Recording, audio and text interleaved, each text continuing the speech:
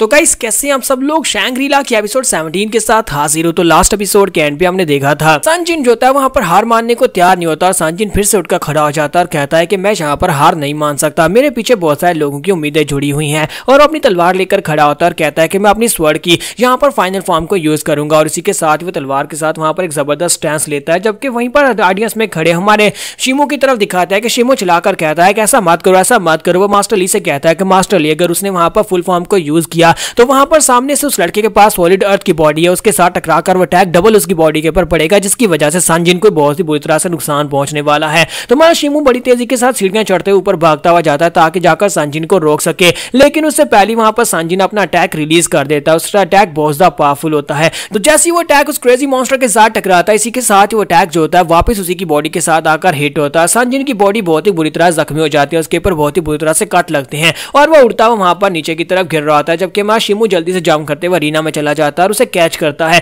बाकी के सभी देखने वाले बहुत ज्यादा हैरान होते हैं और कहते हैं कि यार फी होंग क्लब के लोग इस मॉन्स्टर को कहां से लेकर आए हैं, इतना पावरफुल मॉन्स्टर कहां से वो लेकर आए हैं। इस लड़के के पास जो रीइंफोर्समेंट बॉडी की टेक्निक है वो बहुत ज्यादा पावरफुल है। सॉलिड अर्थ की बॉडी की टेक्निक को हरा पाना जहां पर किसी के बस की बात नहीं है। तो हमारा शिमो जो होता है वहां पर अपने सनजिन को अपने साथ लेकर वहां पर से नीचे उतर आता है। इसी के साथ ही वो सभी लोग अब यहाँ पर उस क्रेजी मॉन्स्टर के बारे में बातें कर रहे होते हैं। वो सभी लोग कहते हैं कहीं ऐसा तो नहीं है किसने यहाँ पर अपनी ब्लड पावर को एक्टिवेट कर लिया। उन्हीं में से एक कहता है कि मैं इसको जानता हूं, मैं जानता हूं, ये तो उस कमीनी औरत का बच्चा है। इस सभी के बारे में सभी लोग जानते हैं, ये उस औरत का नाजायज बेटा है। तो इस सिटी का रहने वाला नहीं है बल्कि ये बहुत ही दूर का रहने वाला है। ये फैंगसेंग सिटी में बहुत ही रिसेंटली यहाँ पर अपीयर हुआ है। बंदे के बहुत ज्यादा दुश्मन है क्योंकि जहां पर भी ये किसी मार्शल आर्टिस्ट को देखता है ये उसे बहुत ही बुरी तरह से अब्यूज करता है। ये किसी के साथ फ्रेंडली स्पार नहीं करता बल्कि उसे बहुत ही बुरी तरह से ब्रूटली जख्मी करने के बारे में सोचता है। इसने अपने नीचे जितने भी मार्शल आर्टिस्ट हैं उन सभी को बहुत ही बुरी तरह जख्मी कर दिया, जिसकी वजह से अब यहाँ पर कोई भी इससे फाइट भी नहीं करता। किसी को इसके ओरिजिन के बारे में कुछ भी नहीं पता कि आखिर इसका बाप कौन था और ये कहां से यहाँ पर पहुंचा है, लेकिन इसके बारे में इतना पता है कि फी होंग क्लब के लोगों को इन लोगों ने यहाँ पर सिर्फ और सिर्फ फाइट के लिए इसको लेकर आए। और इसी के साथ ही मास्टर टियान को दिखाता है कि वो जल्दी से भागता हुआ उसके पास जाता है और जाकर फी होंग क्लब के मास्टर होंग को पकड़ता है और उसे कहता है कि बुढ़े खुसट कहेंगे, क्या तुम जीतने के लिए इतने ज्यादा पागल हो कि तुमने यहाँ पर एक क्रेजी मॉन्स्टर को इस फाइट में डाल दिया? क्या तुम्हें नहीं दिखाई नहीं दे रहा कि यहाँ पर वो किस तरह से हमारे डिसाइपल्स की बुरी हालत कर रहा है? क्या तुम्हें नहीं लगता कि तुम्हें उस फाइट में नहीं उतारना चाहिए था? तुम इसे कहां पर से लेकर आए हो? और इसी के साथ ही मास्टर से कहते हैं कि अच्छा ठीक है मैं तुम्हें बताता हूं। और उसे कहते हैं मुझे ये लड़का जो था वो बाई चांस मिला था। एक बार मैं एक जगह के ऊपर गया जहां पर ये कुछ मार्शल आर्टिस्ट से फाइट कर रहा था। उस जगह के ऊपर जब मैंने इसे देखा मुझे उसी वक्त समझ आ गई कि ये फाइटिंग के लिए बिल्कुल परफेक्ट है क्योंकि इसकी फाइटिंग एबिलिटी काफी ज्यादा अच्छी थी। तो मैं इसे वहां पर इसको परस्यू किया। मैंने इसे कहा कि क्या तुम मेरे साथ आकर वहां पर चारों मार्शल आर्ट्स के क्लब के कंपटीशन में हिस्सा लेने के लिए आओगे? तो ये बहुत ज्यादा खुश था और मेरे साथ आ गया। जबकि ये फाइटिंग में इंटरेस्टिंग था तो इसी वजह से मैं इसे अपने साथ लेकर आ गया। लेकिन जैसे ये यहाँ पर पहुंचा उसके बाद मुझे समझ आई कि फाइटिंग करना इसका शौक है, यानी कि ये यहाँ पर किसी के साथ फ्रेंडली स्पार नहीं करता बल्कि अपने दोस्तों और अपने जितने भी लोग इसके साथ वहां पर ट्रेनिंग करते थे उन सभी को बहुत ही बुरी तरह जख्मी करना इसने शुरू कर दिया था। और मैं भी इसे रोक नहीं पाता था क्योंकि इसके पास सॉलिड अर्थ की पावर थी। सॉलिड अर्थ वाली बॉडी के साथ कोई भी अटैक अगर इसके ऊपर करता तो वो अटैक बैकलैश में उसी के ऊपर पड़ता और मेरे पास भी इतनी स्ट्रेंथ नहीं थी कि मैं इसे रोक पाता। और जब इसे पता चला कि यहाँ पर कंपटीशन स्टार्ट होने वाला है, हम लोग इसे कंपटीशन में बिल्कुल भी नहीं लेकर आना चाहते थे, लेकिन इसने हमें जोर डाला। इसने कहा कि वो कंपटीशन में जाना चाहता है और हम लोग यहाँ पर इसे रोक भी नहीं पाए। मास्टर टियान गुस्से के साथ उसे कहते हैं कमीने होंग कहीं के तुम यहाँ पर इस मॉन्स्टर को कंट्रोल नहीं कर पाए और तुम इस क्रेजी मॉन्स्टर को इस फाइटिंग में उतार लाए। अब देखो यहाँ पर हमारे डिसाइपल्स के साथ क्या हो रहा है। और इसी के साथ ही हमारे शिमो को दिखाते हैं कि वो उस लड़के सनजिन को उठाकर वहां पर से नीचे उतर आता है और नीचे आने के बाद अपने मास्टर ली से कहता है कि मास्टर ली मुझे लगता है कि इसकी सांसें बहुत ज्यादा कमजोर हो गई, आपको इसे यहाँ पर हील करना होगा। जबकि मास्टर से कहते हैं नहीं तुम जल्दी से अपनी एनर्जी के साथ इसको हील करो। लेकिन शिमो जो होता है वहां पर उनकी बात को इग्नोर करते हुए कहता है कि नहीं मुझे यहाँ पर इसको हील नहीं करना बल्कि आप इसको हील करो, मुझे अभी यहाँ पर जाकर उस क्रेजी मॉन्स्टर से फाइट करनी है। और वो साथ उसकी तरफ देखता है और गुस्से के साथ कहता है कि मैं उस बंदे को जाकर तबाह बर्बाद कर दूंगा,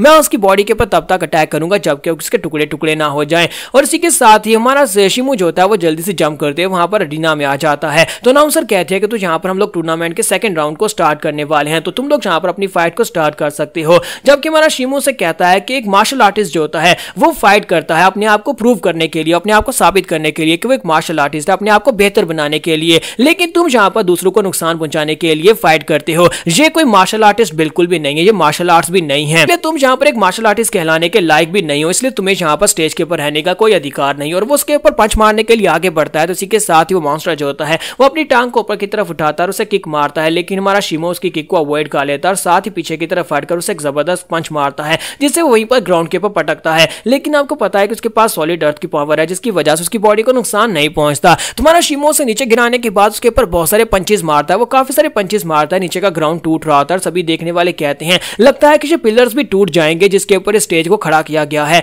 उस लड़के की ब्रेकिंग स्टोन ब्रेकिंग फिस्ट जो है वो इतनी पावरफुल है, और इसी के साथ ही वहां पर बहुत सारे पंचेस मारने के बाद दिखाते हैं कि एक हाथ वहां पर बीच से निकलता है। उस मॉन्स्टर का हाथ आगे की तरफ निकलता है और वो हमारे शिमो को पकड़ने लगता है, लेकिन हमारा शिमो जंप करते हुए पीछे की तरफ हट जाता है और सामने देखता है उसकी बॉडी के ऊपर जरा सा भी इफेक्ट नहीं हुआ होता, और वो मॉन्स्टर बड़ी तेजी के साथ उसके ऊपर अटैक करने के लिए अब आगे बढ़ता है और उसके करीब पहुंचने के बाद उसे अपने सर से अटैक करता है, जिससे हमारा शिमो पीछे की तरफ गिर जाता है। वो अरीना से बाहर गिरने लगता है, लेकिन वहीं पर से अपने आप को संभालता है और फिर से उसके ऊपर अटैक करने के लिए आगे बढ़ता है। दोनों वहीं पर अपने अपने पंचेस को टकराते हैं और उसके बाद वहां पर एक दूसरे के मुंह के ऊपर बहुत सारे पंचेस मारते हैं, फिर साथ ही वो दोनों वहीं पर अरीना में गिर जाते हैं। कि मास्टर ली वहां पर सोच रहे होते हैं ये लड़का शिमो क्या ये वाकई में इतना ज्यादा पावरफुल था, मैंने इसको सिखाया लेकिन मैंने पहले कभी इसकी ये पावर नहीं देखी। वैंग टियान हाउ वहां पर उसकी पंचिंग टेक्निक को देखने के बाद सोच रहा था कि मैंने इस पंचिंग वाली टेक्निक को पहले कहीं पर देखा है, मैंने इसे कहां पर देखा है, लेकिन उसे याद नहीं आ रहा होता। तुम्हारा शिमो जो होता है वहीं पर जंप करते पीछे हटता है और सामने की तरफ देखता है जहां पर वो मॉन्स्टर जो होता है वो बिल्कुल सही सलामत उसके सामने फिर से उठकर खड़ा हो रहा है। तुम्हारा शिमो कहता है अगर ऐसी बात है तो फिर ठीक है, मुझे लगता है कि मुझे अपनी स्टोन ब्रेकिंग फिस्ट को यूज करना पड़ेगा,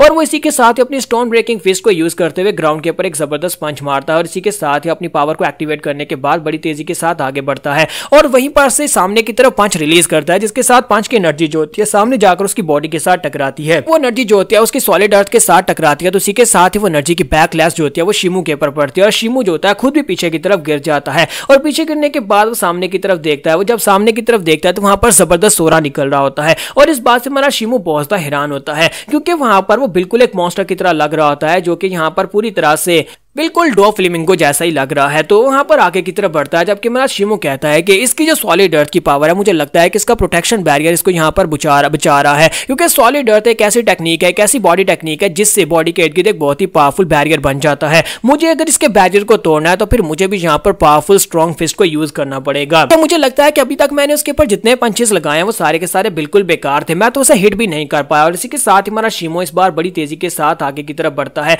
और दूसरी तरफ से वो भी बड़ी तेजी के साथ उसकी तरफ आगे बढ़ता है। तो हमारा शिमो जो होता है वहां पर मौका पाकर उसके पेट में एक जबरदस्त पंच मारता है, तो पंच की वजह से बैकलैश उसके हाथ के ऊपर पड़ती है, जिसकी वजह से उसके हाथ के अंदर से पूरी नसें जो होती हैं फट जाती हैं और ब्लड निकलना शुरू हो जाता है। लेकिन वो मॉन्स्टर जो होता है उसका बाजू पकड़ लेता है और उसका बाजू पकड़ने के बाद से घुमाकर साथ से एक जबरदस्त किक मारता है, जिससे हमारा शिमो फिर से पीछे गिर जाता है। तो मास्टर ली कहते हैं कि यहाँ पर कोई भी अटैक्स उस लड़के पर काम नहीं कर रहे। तो मास्टर टियान भी कहते हैं कि उस लड़के की रीइंफोर्समेंट वाली जो प्रोटेक्शन टेक्निक है वो बहुत ज्यादा बेहतर है। लगता नहीं है कि जो लड़का शिमो अपनी पंचेस के साथ उसकी प्रोटेक्शन बैरियर को तोड़ पाएगा। कि अगर ये लड़का शिमो इसी तरह उसे फाइट करता रहा, इसी तरह यहाँ पर लो क्वालिटी के पंचेस के साथ उसे मारता रहा, तो लगता है कि सिर्फ और सिर्फ डैमेज इस लड़के को ही पहुंचने वाला है। फ्रेंड के ऊपर ये लड़का खुद ही यहाँ पर हार जाएगा क्योंकि इसके बाजू टूट जाएंगे। यहाँ पर हम लोग अपनी एपिसोड 17 का एंड करेंगे। नेक्स्ट एपिसोड में देखेंगे क्या हमारा शिमो यहाँ पर इस मॉन्स्टर को हरा पाएगा या नहीं।